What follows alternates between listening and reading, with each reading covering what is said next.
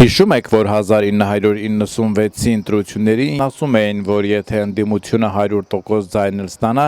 իշխանությունը չենք տալու։ Արդյոք նույնը չէ Փաշինյանի ասածը, որ դեռ տվյալները չհրապարակված, ինքն իրեն հայտարարեց հաղթած։ Նույնը է։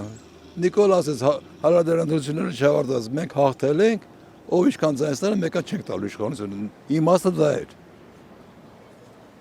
Իմաստը դա է, բայց հալա ընտրությունները հաշվարկ չի գնաց, 10% են հաշվի ընտրատեղան մասել, դու ասես ես հաղթել եմ։ Հետո դա ես ճիշտ չեմ համարում։ Մարդը պետքա միշտ անկախ իր դիրքից բանից մի քիչ ավելի համեստ պետքա լինի։ Նորը լսում եի Դեմիրճյանը, թե ոնց է ժողովրդի հետ զրույցը, ասում ես երբեք իմ դիմացինին չեմ վիրավորում, ես այդ մակարդակին չեմ ուզում։ Ինչի՞ մի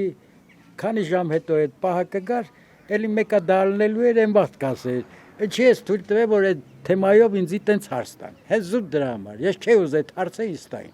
որ ես էլ պատասխանեմ։ Ճիշտ էր, ընտրությունների արդյունքները դեռ չամփոփած հայտարարել իրենց որպես իշխանություն։ Հորա թոքյալը ցավտան։ Չէ։ Չէ։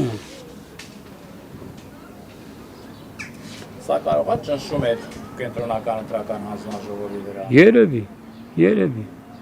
Նյալա վարչապետը դա ինչ ուզում անի, էդի չեմ անում, ժողովրդին մի բան է, մի ճնշում տակը գցին ժողովրդին,